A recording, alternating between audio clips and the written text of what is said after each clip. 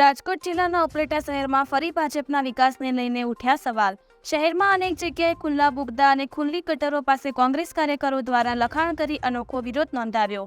ઉપલેટા નગરપાલિકા અને તંત્ર ઉપર પ્રી મોન્સૂન કામગીરીને લઈને પણ ઉઠ્યા સવાલો।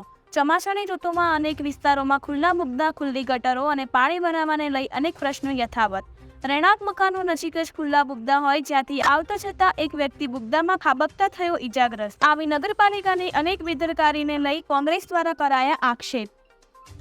ઉપલેટા શહેરમાં અનેક જગ્યાએ ખુલ્લા ગટરોના ઢાંકણા તેમજ ખુલ્લા બોગદા 2 વર્ષથી જેમના તેમ તંત્રની પ્રી મોન્સૂનની કામગીરીની પોલ ખોલે છે, જેને લઈ આજ કોંગ્રેસ જિલ્લા મંત્રી રશીદભાઈ શિવાણી, કોંગ્રેસ કાર્યકર હાજીભાઈ ખેડારા તેમજ ઈશાકભાઈ શેખ અને તેમની ટીમ દ્વારા ખુલ્લા બોગદા પાસે ભાજપના વિકાસના લખાણો કરી વિરોધ નોંધાવ્યો। રિપોર્ટર સરફરાજ કોડી, ઉપલેટા। આજે ઉપલેટાની અંદરમાં 5-6 દિવસથી સતત વરસાદ વરસી રહ્યો છે અને તંત્રનું પેટમાં પાણી પણ હલતું નથી। રોડ ઉપર મોટા મોટા ખાડા પડી ગયા છે, કુંડીઓમાં ઢાંકણા નથી, બોગદામાં મોટા ભૂવા પડી ગયા છે, છતાંય તંત્રનું પાણી હલતું નથી। મને એવું લાગે છે કે આ નગરપાલિકા ઉપલેટામાં પરિસ્થિતિ અંધેર નગરી અને ગંદુ રાજા જેવી પરિસ્થિતિ થઈ ગઈ લાગે છે। અમે હમણાં મારી ટીમ સાથે વોર્ડ નંબર 9માં પ્રજાને બતાવવા જ ગયા હતા કે ભાજપનો વિકાસ કેવો છે। બીજું તમારે શું કહેવાનું થાય છે? બીજું કે ઉપલેટા નગરપાલિકાને દર ચોમાસામાં 1 મહિના પહેલાં મોન્સૂન કામગીરી કરવાની થાય છે। આ વખતે મોન્સૂન કામગીરી કરવામાં આવી છે।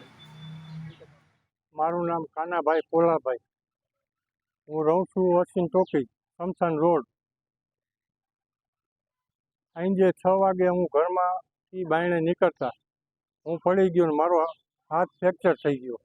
પછી હું દવાખાને ગયો। આ બોગદાની અરજી અમે 2-3 વાર આપી, પણ આ લોકોએ કોઈ સુધારવામાં ધ્યાન દીધી નથી। અનેક ઠેકાણે બોગદા આ રીતના તૂટી ગયેલા છે।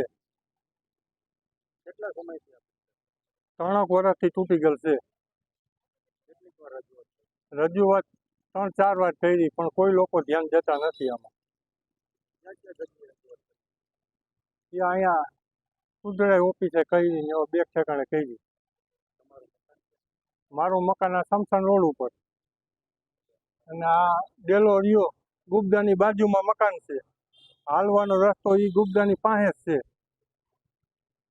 ત્યાંથી હું નીકળતા ત્યાં પડ્યો, એમાં મારો હાથ ફ્રેક્ચર થઈ ગયો। હજી કોઈ આવ્યું નથી અહીંયા। તમારે શું રજૂઆત કે સાહેબ અમને આ ગુબદો હમો કરી દે, અમારે હલન ચલન અહીંથી હાલવું તો કરીને।